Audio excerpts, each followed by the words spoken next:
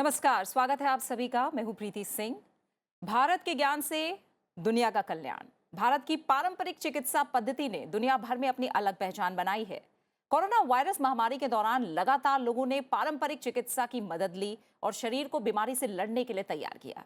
इस दौरान ज्यादातर लोगों ने हर्ब्स और जड़ी बूटी की मदद से छोटी मोटी बीमारियों के इलाज के बारे में जाना और अब दुनिया इसके बारे में जानेगी। भारत की पारंपरिक दवाएं और स्वास्थ्य पद्धतियां विश्व स्तर पर बहुत लोकप्रिय हो चुकी हैं और लगातार इस बारे में कोशिशें जारी हैं कि आयुष तक आम लोगों की पहुंच को और सुगम बनाया जाए। 2022 के केंद्रीय बजट में आयुष मंत्रालय में शोध को बढ़ावा देने, किफायती आयुष सेवाओं का विस्तार करने, राज्यों के साथ मिलकर आयुष को बल देने और पूर्वोत्तर क्षेत्रों में आयुष के विकास को बढ़ावा देने के लिए आयुष मंत्रालय को 3050 करोड़ का बजट आवंटित किया गया था। और इससे पहले के वित्तीय वर्ष के लिए ये करीब 2660 करोड़ रुपए था, यानी 400 करोड़ की बढ़ोतरी पिछली बार हमने बजट में आयुष मंत्रालय के लिए देखी थी। इसमें कोरोना महामारी को मात देने के लिए शुरू की गई आयुष मंत्रालय की स्कीमों और योजनाओं पर धनवर्षा की गई थी। आयुष मंत्रालय की परियोजनाओं और स्कीमों को 306 करोड़ का बजट अलॉट किया गया। दूसरा सबसे बड़े फोकस की अगर बात करें तो मंत्रालय की लोक कल्याणकारी योजनाओं पर किया गया, जिसमें आम जन को आयुर्वेद और पारंपरिक चिकित्सा का फायदा मिल रहा है। बजट में अनुसंधान को कुल 682 करोड़ की सौगात दी गई थी। इस बार आयुष मंत्रालय किस तरह की उम्मीदें बजट से कर रहा है और हेल्दी इंडिया में हम इसी पर चर्चा करेंगे और जानेंगे समझेंगे कि आयुष मंत्रालय का जो बजट है वो किस तरह का रह सकता है, क्या उम्मीदें हैं, क्या संभावनाएं नजर आ रही हैं। और जब हम आयुष मंत्रालय के बजट की बात करते हैं तो इसका अभिप्राय आयुर्वेद, योग, यूनानी, सिद्ध और होम्योपैथी से है। आयुष मंत्रालय की इन सभी स्वास्थ्य प्रणालियों के रिसर्च और विकास को बढ़ावा देने, इन प्रणालियों के माध्यम से आमजन को स्वास्थ्य सेवाएं प्रदान करने और इससे संबंधित चिकित्सा शिक्षा को संचालन जो है इसका काम आयुष मंत्रालय देखता है। तो आज बात इसी की करेंगे और क्या जरूरतें हैं समय के हिसाब से, किस तरह का रुख रह सकता है बजट में, होगी इसी पर बात। और इस पर चर्चा के लिए मेरे साथ दो खास मेहमान स्टूडियो में जुड़े हुए हैं। मेरे साथ डॉक्टर योगिता मुंजाल मौजूद हैं, जो कि डिप्टी डायरेक्टर है आयुष, गवर्नमेंट ऑफ दिल्ली। आपका बहुत बहुत स्वागत है doctor Yogita Munjal. Thank you. शुक्रिया मेरे साथ इस चर्चा में जुड़ने के लिए। डॉक्टर सत्यायन दोरनला मेरे साथ जुड़े हुए हैं, रेजिडेंट मेडिकल सुपरिटेंडेंट हैं, स्वामी विवेकानंद आयुर्वेदिक पंचकर्मा हॉस्पिटल। आपका बहुत बहुत स्वागत है डॉक्टर दोरनला, आपका भी बहुत बहुत शुक्रिया मेरे साथ चर्चा में जुड़ने के लिए। डॉक्टर मुंजाल, आपसे शुरुआत करूंगी। पिछले वर्षों में अगर हम देखें तो आयुष का जो बजट है 7 सालों में 4 गुना बढ़ा है और पिछली बार हमने देखा कि 400 करोड़ रुपए का इजाफा किया गया। कोशिश ये की जा रही है कि जो हमारी प्राचीन चिकित्सा पद्धति है उससे ज्यादा उसे नया आयाम मिले और ज्यादा से ज्यादा लोग उससे जुड़ें। इस बार किस तरह की संभावनाएं लग रही हैं आपको? देखिए, जो हमारा पिछले साल का जो बजट रहा है, जो हम इंक्रीज़ देख रहे हैं और जो हम अब एक्सपेक्टेशन अब हमारी है इस समय उम्मीद बजट से, तो आप एक इन्फ्लेशन जो है हमारा 6% के अराउंड रहता है, उसके ऊपर कम से कम 10% और हम उम्मीद करते हैं कि फ़र्दर इसमें इंक्रीज़ हमें मिलेगी। तो लगभग जो है 16% के आसपास हमें इसमें बजट में इजाफा होना चाहिए इस साल के लिए। दूसरा ये कि जो आयुष की स्कीम्स हैं, क्योंकि इनकी रीच काफ़ी है, कोरोना में, कोविड में जैसा आपने अभी बताया कि लोगों तक काफ़ी हद तक आयुष आगे पहुंचा है।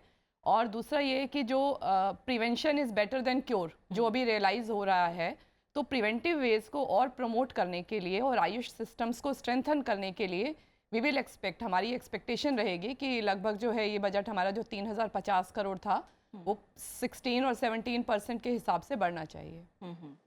ठीक है, तो 16% कम से कम इजाफे की उम्मीद डॉक्टर मुंजाल कहीं ना कहीं कर रही है। डॉक्टर दोरनला, सबसे बड़ी बात होती है जब हम आयुष की बात करते हैं कि कितने अस्पताल हमारे पास मौजूद हैं जहां पर जाकर रुक कर सकें। और हमने पिछली बार देखा कि 800 करोड़ की बात की गई थी जिससे अपग्रेड होंगे तमाम अस्पताल। बजट में राष्ट्रीय आयुष मिशन के तहत आयुष अस्पतालों और जो औषधालय हैं उनके विस्तार के लिए 800 करोड़ रुपए अलॉट किए गए, जिससे किफायती जो आयुष सुविधाएं हैं वो लोगों को मिल सके।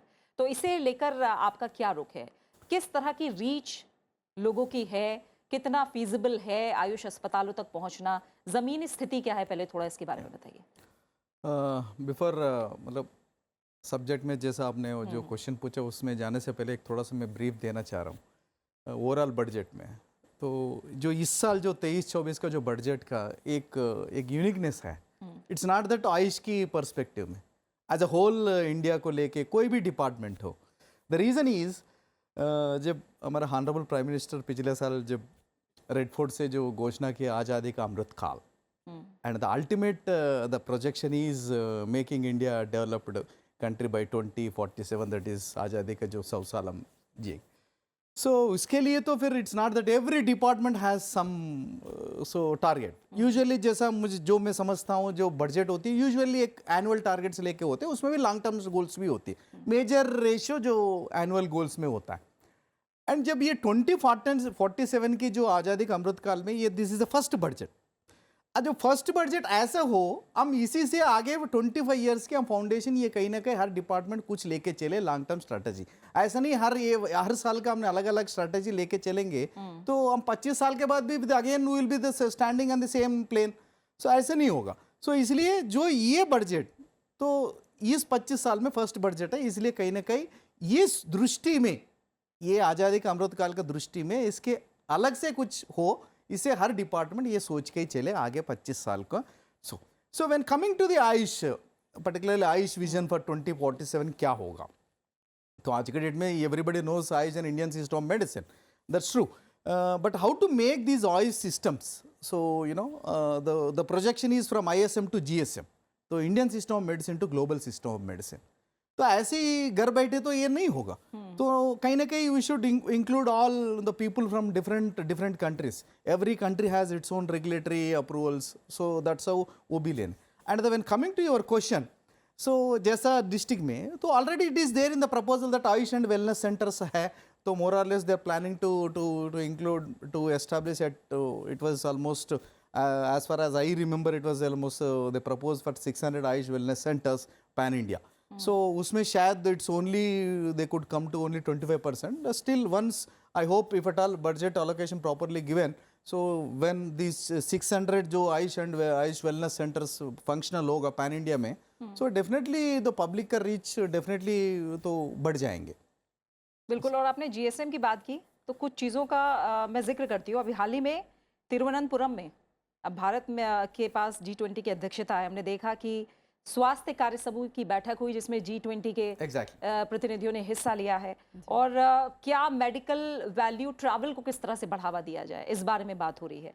इसके अलावा हम ये जानते हैं कि 3 इंस्टीट्यूट मिले हैं हमें पिछले साल जो बात की गई है. All India institute of Ayurveda Goa, national institute of Unani medicine Ghaziabad, national institute of homeopathy Delhi. ये तीनों जो हैं आयुष हेल्थ केयर के हैं. और जामनगर के जिस इंस्टीट्यूट की बात हो रही है, WHO या कहीं दुनिया ने कहीं ना कहीं पारंपरिक चिकित्सा पद्धति को लेकर भारत में भरोसा जताया है. तो जिस GSM की आप बात कर रहे हैं, कहीं ना कहीं क्या उस ग्लोबल माइंडसेट के साथ ही फिलहाल हम आगे बढ़ रहे हैं और इसमें क्या करने की ज़रूरत है अभी? और जो अभी हमारा, जैसे आपने पिछले साल का बताया कि हमने नेशनल इंस्टीट्यूट्स इस्टेब्लिश किए हैं और ग्लोबल सेंटर भी हमारे जामनगर में इस्टेब्लिश हुआ है. तो उसमें जो हमारा ग्लोबलाइजेशन के लिए हमें सबसे पहले जो हमें ज़्यादा ज़रूरत है हमें अपने ऊपर ध्यान देने की, वो है एक तो है सस्टेनेबल डेवलपमेंट. सबसे बहुत जो मेजर प्रॉब्लम आती है, हमारी जितनी भी मेडिसिन होती हैं उनमें हर्ब्स यूज़ होती हैं. तो वो उस हर्ब्स का हम सस्टेनेबल डेवलपमेंट किस तरीके से कर सकते हैं, उस पर हमें इस समय बहुत ज़्यादा ध्यान देने की ज़रूरत है. अगर वो हम नहीं कर पाएंगे तो आयुषपैथिस फिर पीछे रह जाएंगे.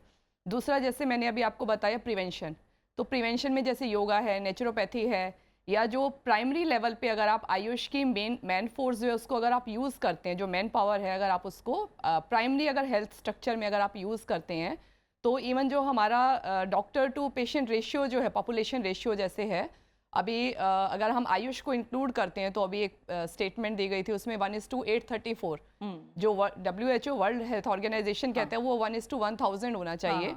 तो अगर हम आयुष को भी इंक्लूड कर देते हैं और उसको अगर हम लेके चलते हैं तो 834 के अराउंड आता है. तो हम उससे बेटर पोजीशन में हैं.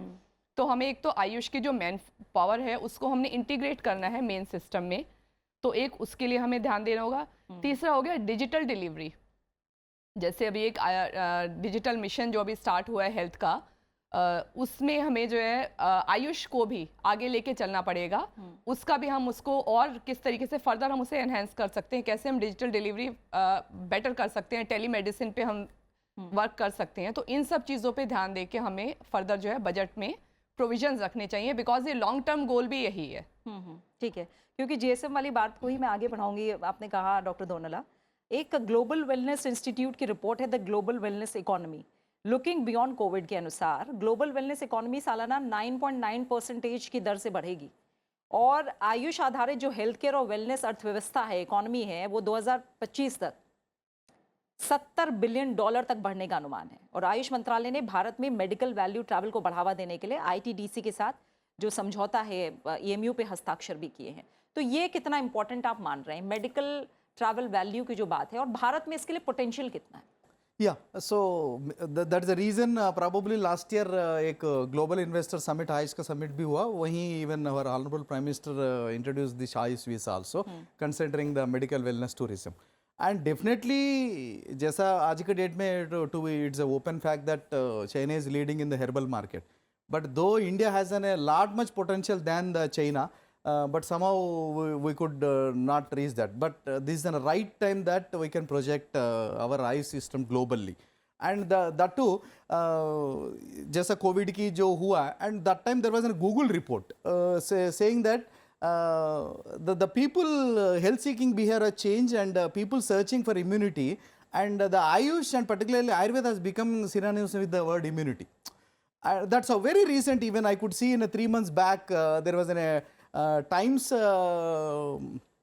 Twitter poll, and the health-seeking behavior of the people had changed, and the people opted, almost 64% people opted ICE systems as a first choice.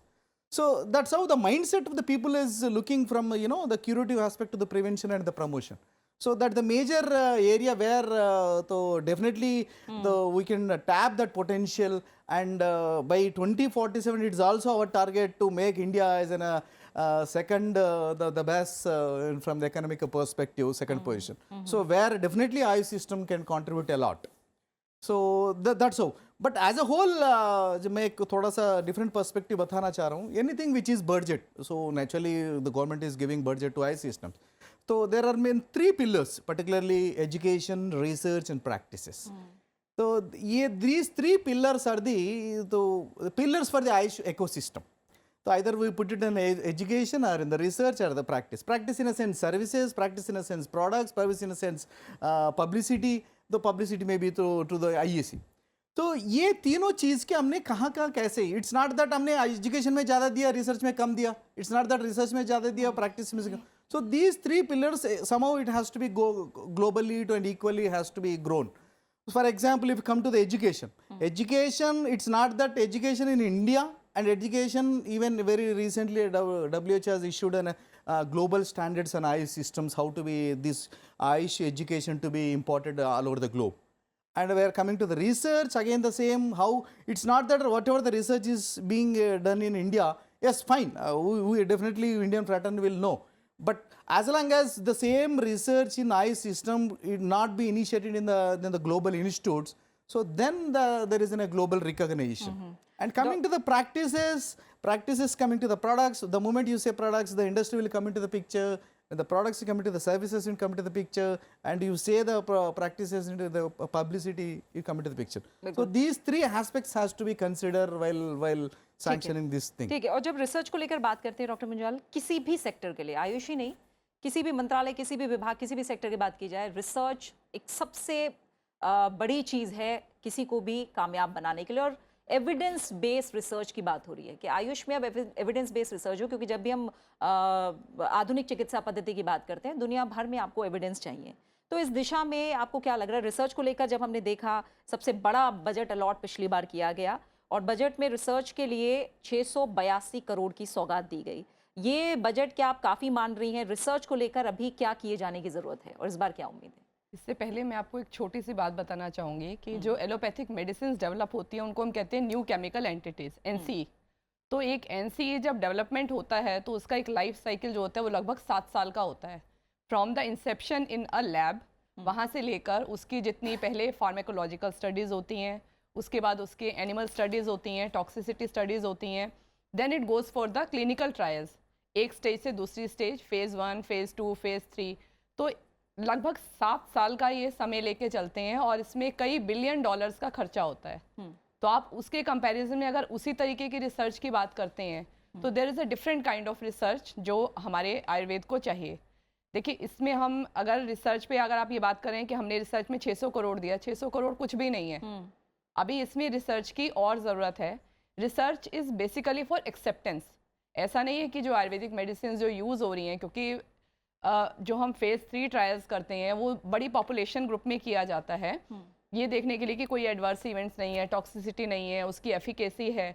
तो ये सब चीज़ें तो प्रूवन है, क्योंकि आप जो 4-5 हज़ार साल से जो मेडिसिन यूज़ कर रहे हैं तो उनकी एफिकेसी तो प्रूवन है। बट आपको उनको मॉडर्न स्टैंडर्ड्स पे आज उनको प्रूव करना है कि जो चीज़ मैं कह रही हूँ कि ये अश्वगंधा या जो हमने टीनोस्पोरा पे इतना काम किया, गुडुची गिलोय जिसे कहते हैं, कि ये गिलोय इसमें काम कर रहा है, तो गिलोय किस तरीके से काम कर रहा है to prove to the modern world, to the western world. तो जैसे आई विल से जो चाइना का जो TCM मॉडल रहा है, जो उनकी एक्सेप्टेंस रही है वो ज़्यादा हुई है, तो इस तरीके का जो मॉडल है वो हमें भी अडॉप्ट करना चाहिए और रिसर्च और ज़्यादा स्ट्रेंथन करने की ज़रूरत है। 600 करोड़ दिया, that was a really good move and I appreciate it. और फर्दर हम ये चाहते हैं कि इसको और बढ़ावा दिया जाए, क्योंकि रिसर्च जो है वो आपको ग्लोबल एक्सेप्टेंस पे लेके जाएगी। बिल्कुल। जब वेलफेयर स्कीम्स की बात करते हैं डॉक्टर दोनला, इसको लेकर जो बात की गई पिछली बार, पहले जो बजट है इस बार 2022 का जो बजट रहा उसके पहले 235 करोड़ का बजट दिया गया और पिछली बार 306 करोड़ का बजट अलॉट किया गया। वेलफेयर स्कीम्स को लेकर और इनके इम्प्लीमेंटेशन को लेकर खासतौर से क्या रहता है? और अब जो माइंडसेट को लेकर आपने बात की थी, जब ये स्कीम्स हैं लोगों के कल्याण के लिए मौजूद हैं, तो कितना लोगों को इसके बारे में पता है और क्या किए जाने की ज़रूरत है इन स्कीम्स को लेकर अगर बात करें? It's not that yes, government is doing a lot much of efforts. These almost from past the 10 years. The point is to the extent possible, कहीं ना कहीं जो schemes भी है, जो budget allocation भी है, there are few states which not exactly utilizing the government of India is providing on the name of Ayurveda. So कहीं ना कहीं इस point को maybe the professional organizations which is related to Ayush. So those professional organizations to be duly informed that इस particular state में आपको इस तरह का बजट है, आपका राज्य सरकार ये इसमें आप यूटिलाइज नहीं कर रहे हैं, तो professional organization to do some effort that so that तो आपको ये बजट यूटिलाइज हो जाए। एक ये चीज़। दूसरा, जितने भी आपका हो एज अ पब्लिक पर्सपेक्ट में एक होती, कोई भी फटाल कोई पेशेंट मतलब एक क्लाइंटेल केम टू ने आयुष में भी डिस्पेंसरी में भी हॉस्पिटल में गया, तो नेचुरली मेरा एक्सपेक्टेशन होती है मुझे दवाई मिल जाए। मुझे लगता है बट स्टिल यू नो ये एग्जैक्टली द गवर्नमेंट का जो government of India ministry of Ayush prepared an essential drug list, वो पूरा एसेंशियल का रेंज तो किसी यूनिट में तो मिलते ही नहीं। The range of medicine to the extent possible कम मिलता है एंड मिल भी जाए, there is not an continuous and regular supply of those medicine. वो हर बार any pan India at any given point of time कुछ ना कुछ मेडिसिन का आपको डेफिसिट होती है।